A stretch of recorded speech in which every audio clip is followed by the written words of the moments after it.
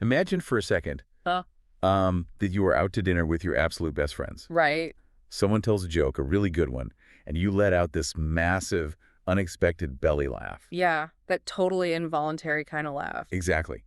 But in that exact same split second, alongside the joy, there is this sudden, sharp spike of panic. Oh, wow. Yeah. You immediately cross your legs. You freeze, just hoping against hope that you didn't just, leak urine right through your clothes. It's terrifying. It really is.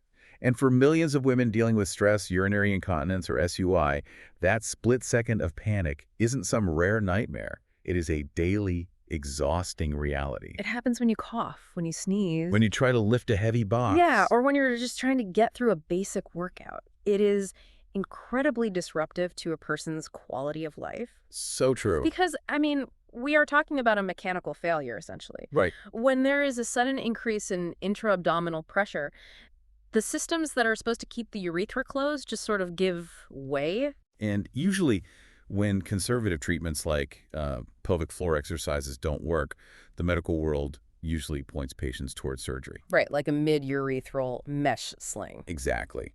But a lot of people, understandably, want to avoid the operating room if they can help it. Completely understandable. So today, our mission for this deep dive into the source material is to explore a minimally invasive alternative. We're talking about urethral bulking agents. Or UBAs. Yes, UBAs. But we are going to tackle a very specific, slightly intimidating question that really dominates our stack of clinical research today. And that is. What is the risk of urethral erosion or migration when using periurethral bulking agents for stress urinary incontinence? Man, that is the perfect question to frame this discussion around. Right. Yeah, because understanding those two specific risks is really the key to understanding the entire history and evolution of this treatment. I mean, since our listeners are likely familiar with the basics of SUI, we can probably skip right to the underlying mechanism we're targeting here, right? Yeah, which is intrinsic sphincter deficiency. Okay, let's unpack that really quickly. Sure. So the mucosal seal mechanism of the urethra is failing, meaning the muscle is too weak or maybe scarred to squeeze shut tightly enough to form a proper seal on its own. So a urethral bulking agent is essentially injecting a medical-grade filler directly into the walls of the urethra. Exactly. You are physically plumping up the tissue from the inside so those walls can meet in the middle again. The medical term for this physical resistance is coaptation, right? Right, coaptation. By adding bulk to the tissue, you are helping the opposite walls press against each other to form a baseline seal. Kind of like adding thick weather stripping to a leaky door frame. That's a great analogy. The urethra can still open normally to allow for urination, but that added engineered bulk increases the resting resistance just enough to stop those involuntary leaks when you cough or jump. Which, I mean, sounds brilliantly simple on paper. It really does. It's an outpatient procedure. It takes like a few minutes. Yeah. And you avoid major open surgery completely. And the clinical data shows that common side effects are usually pretty mild, like temporary urinary retention, where it's just a little hard to pee for a few days. Or a basic urinary tract infection. Right. But our mission today isn't really about the mild stuff. No, it's not. We want to dig into the severe structural risks that happen when you introduce synthetic materials into dynamic human tissue. And that physical reality is where the complications of migration and erosion come into play. Yeah. The sources repeatedly highlight these two phenomena because, honestly, they have haunted this field of medicine for decades. So before we look at what actually works today, we need to understand the mechanics of how and why these materials structurally fail inside the body. Let's do it. Let's define the villains of our story clearly. When we talk about migration in this specific context, we're talking about the material actually moving, right? That is correct. It is a failure of local retention. So the injected substance doesn't stay where the doctor put it. Right. It physically dissipates and travels through the body's tissues or even the bloodstream to an entirely different anatomical area far away from the urethra. Okay, and then you have erosion, which is a very different mechanism. A completely different mechanism. Erosion is when the bulking material actually wears through the surrounding tissue. Like it just breaks through. Yeah, it extrudes. It physically pushes its way out, either through the urethral wall itself or sometimes through the vaginal wall. Okay, so to go back to the door frame analogy, it's like injecting a thick caulk into the wood to stop a draft. Right. But because the house is constantly shifting and settling, that caulk eventually gets ground down and physically pushed right out of the wood. Exactly. It's a fundamental structural breakdown. Wow. And if we connect this to the bigger picture, it's vital to understand that these aren't just hypothetical risks documented in some lab. Right, these are real historical issues. Historically, migration and erosion were the exact reasons why early attempts at urethral bulking ended in absolute disaster. Yeah, looking at the sources, the clinical literature is effectively a graveyard of abandoned materials that failed these two specific tests. It really is. The sources outline some historical examples that are honestly shocking to read Oh, today. absolutely. Like back in the 1970s and 80s, doctors were actually injecting a paste form of Teflon, like polytetrafluoroethylene, They were, and the fundamental flaw with Teflon paste was its particulate nature. meaning it's made of particles. Right. It is made of microscopic, solid particles. And when you inject microscopic foreign particles into the human body, your immune system immediately recognizes them as invaders. Which triggers the macrophages, Precisely. the white blood cells that act like the body's garbage collectors. That is exactly their function. Macrophages are phagocytes, meaning their entire biological job is to engulf foreign bodies, break them down, and clear them out. Okay. So they would arrive at the injection site, engulf these tiny Teflon particles, and attempt to carry them away for disposal. But they can't break down Teflon. No. Nobody can. Exactly. So they would literally carry these indestructible particles through the lymphatic system. Oh my God. The historical literature documents this material migrating to the pelvic lymph nodes and, shockingly, traveling all the way to the lungs and even the brain. To the brain. Yes. So obviously, Teflon had to be completely abandoned as a bulking agent. That is just a staggering biological chain It reaction. really is. The body's own defense mechanism essentially hijacked the implant and distributed it systemically everywhere you don't want it. Exactly. But Teflon wasn't the only casualty of this era, right? The sources mentioned several other materials that were scrapped, but for the other reason we're tracking today, erosion. Yes, agents like Tecris and Urix. Right. These were made of an ethylene vinyl alcohol copolymer, So plastics. basically. And they didn't migrate like Teflon, but they were discontinued specifically because they caused severe urethral erosion. Why did they erode so badly? The underlying issue here was a mismatch in material compliance. The copolymer was simply too rigid. You have to remember, the urethra is not a static plastic tube. Right, it's tissue. It is delicate, dynamic mucosal tissue that constantly expands, contracts, and pulses. Ah, I see. So the constant friction of that soft tissue grinding against a rigid polymer over time caused it to just wear right through the mucosal lining. I have to pause on this. Yeah. Because looking at the literature, there's another historical failure that really stands out. Autologous fat. Yes. Meaning Mm. they actually took fat from the patient's own body and injected it around the urethra. They did. And like, I get the logic. If it's your own tissue, the immune system won't attack it, so you essentially solve that macrophage problem we saw with Teflon. The theory was completely sound on the immunological front. But mechanically, fat does not behave like a stable, cohesive gel. Okay. The injection process requires pressure, and fat cells can easily rupture. Or, worse, they can inadvertently enter the surrounding blood vessels during the procedure itself. Well, that sounds bad. It was. The sources explicitly note that autologous fat was abandoned due to the risk of fatal pulmonary embolisms.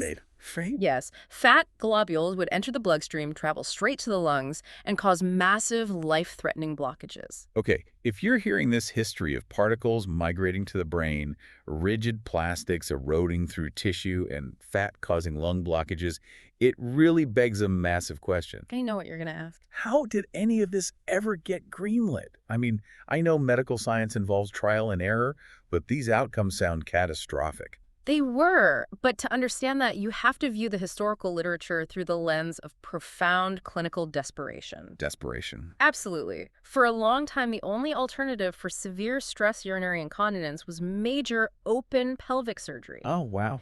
We are talking about highly invasive procedures that carried massive risks of hemorrhage, nerve damage, and long-term chronic pain. That makes sense. And even later, when synthetic mesh slings were introduced as a supposedly less invasive option, they eventually became associated with horrific complications of their own. Right, the mesh lawsuits. Exactly. Mesh eroding into the bladder, chronic pelvic pain, massive, well-documented legal battles. Right.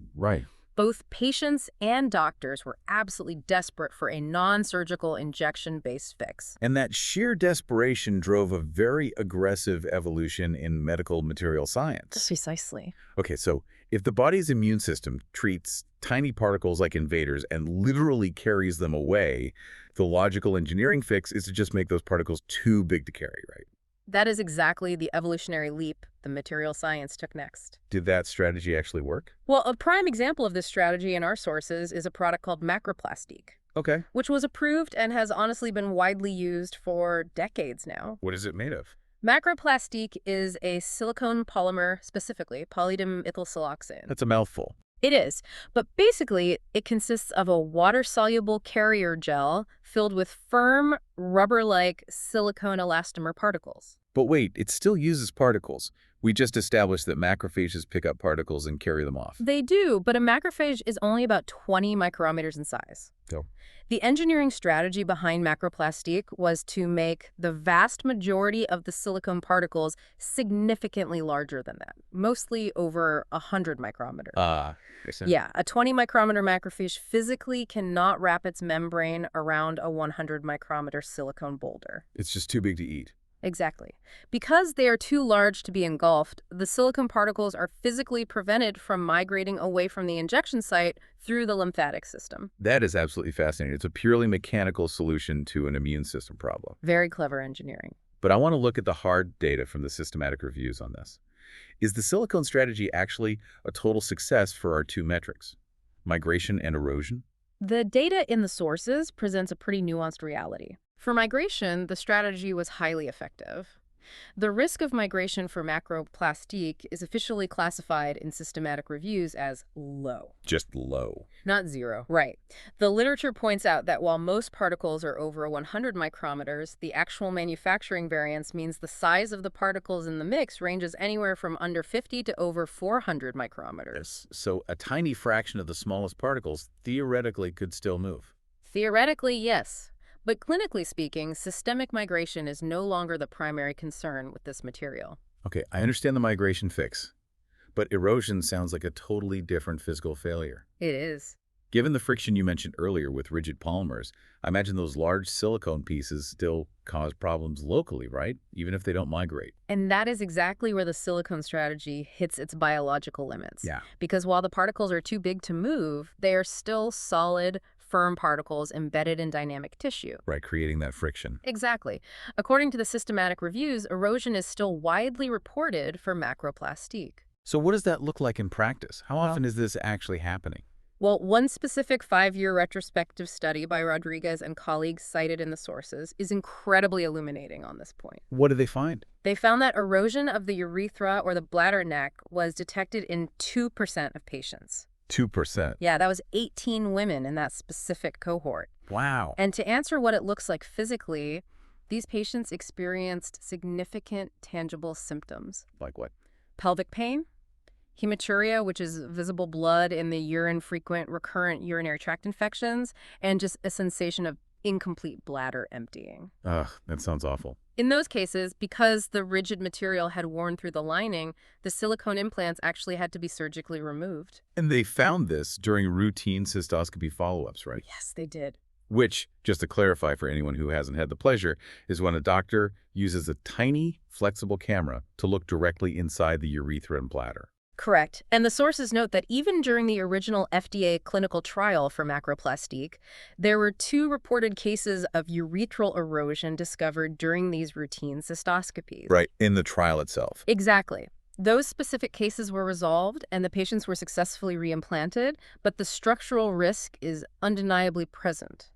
And looking at the stack of research, this isn't isolated to just silicone either. There's another particulate agent mentioned quite a bit in the sources, coaptite. Yes, coaptite is made of calcium hydroxyapatite particles. Calcium, like bone. Exactly. Think of it as microscopic synthetic bone particles suspended in a carrier gel. Okay. And according to the comparative tables in the systematic reviews by Ho and colleagues, coaptite still carries a moderate risk of migration and, once again, a reported risk of erosion. So it's the same problem. The underlying biological truth remains. As long as you are injecting solid, rigid particles into soft, dynamic mucosal tissue that is constantly moving, you are introducing friction. And continuous friction over years and decades will inevitably lead to erosion in a subset of patients. If you're hearing this and thinking, why on earth would anyone accept a 2% risk of a synthetic bone or silicone particle wearing a literal hole through their tissue? You really have to evaluate the alternative. You do. Because 2% sounds small on a spreadsheet, but it's massive if you're the one going in for removal surgery. Absolutely. Yet macroplastique is still considered a viable option by many urologists today. Because in medicine, risk is never calculated in a vacuum.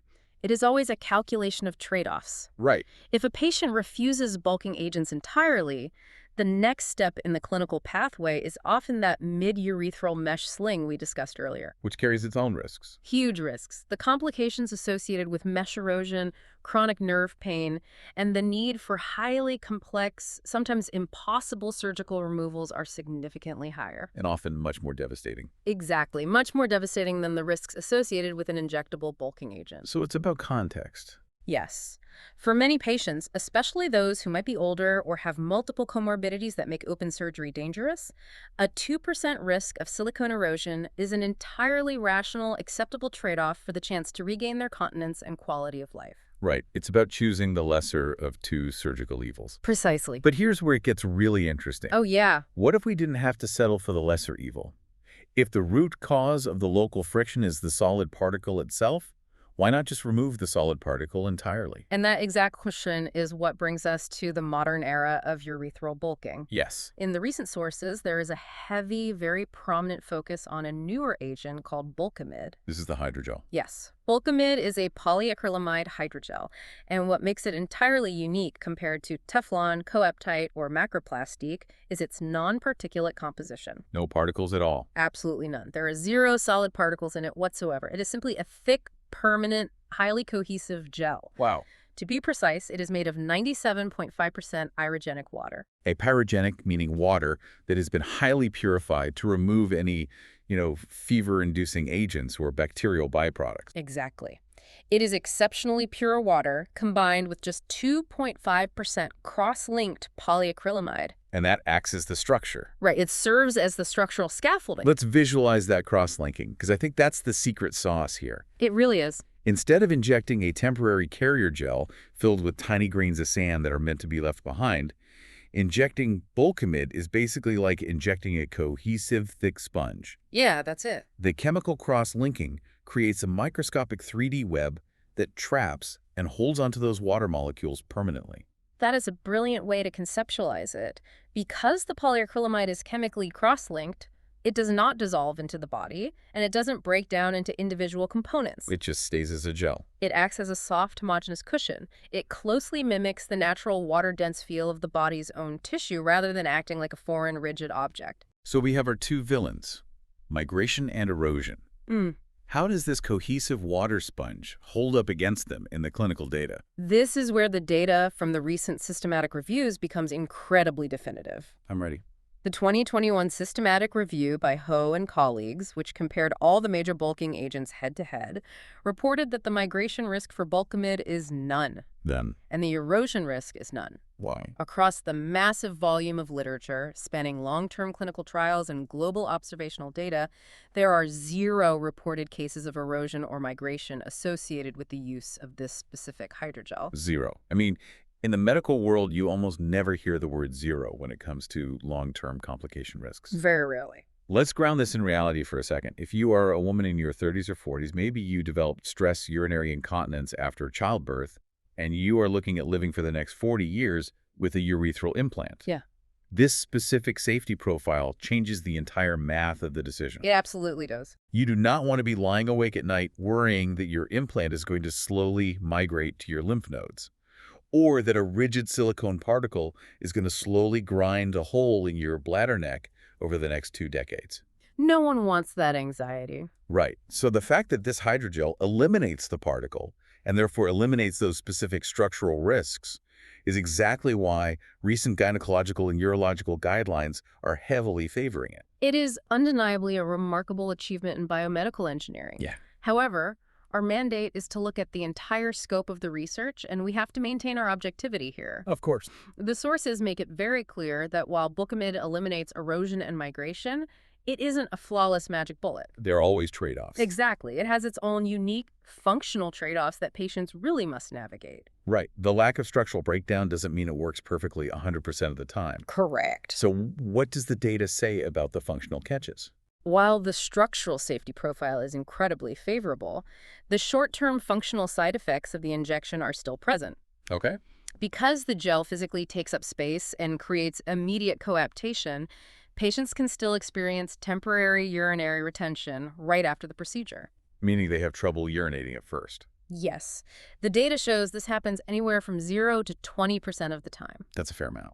It is, but it usually resolves quickly as the tissue accommodates the gel. Sometimes it requires a temporary catheter for a day or two, but it's a known hurdle. Got it. There's also the standard risk of urinary tract infections purely from the physical act of injecting a needle into the urethra. What about long-term efficacy?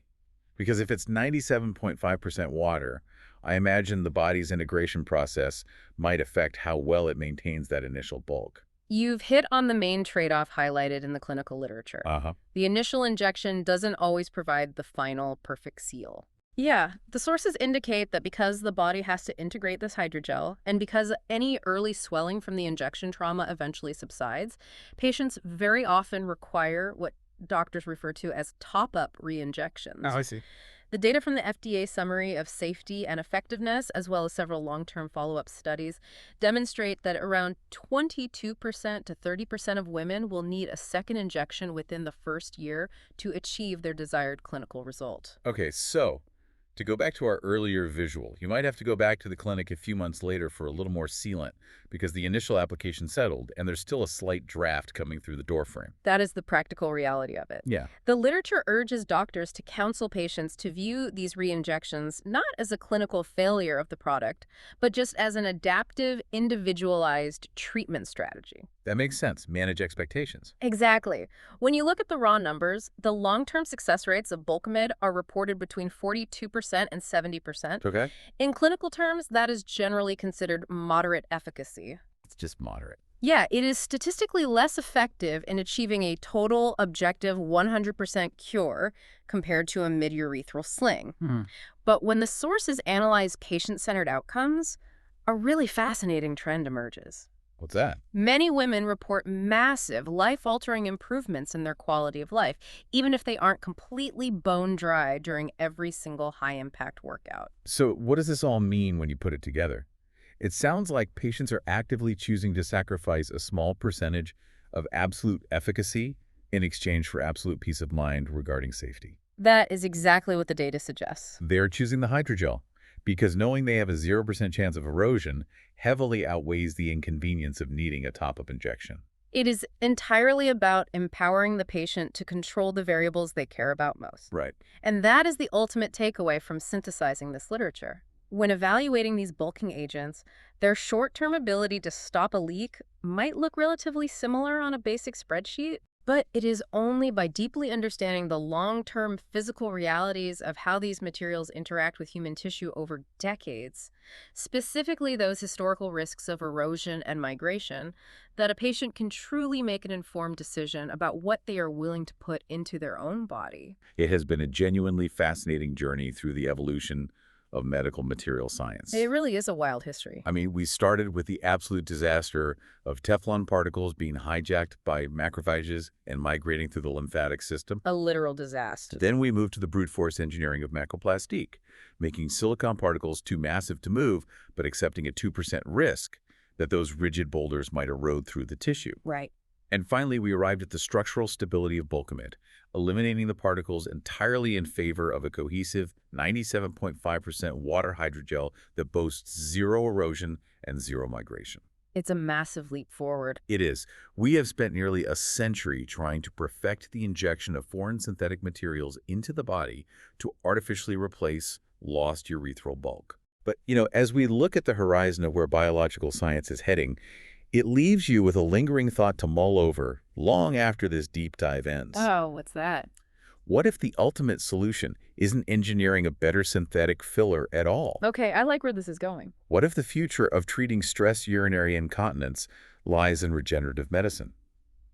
Imagine a world where we find a way to use stem cells to reprogram the body's own urethral tissue, prompting it to naturally regenerate its original elasticity and seal from within. Wow.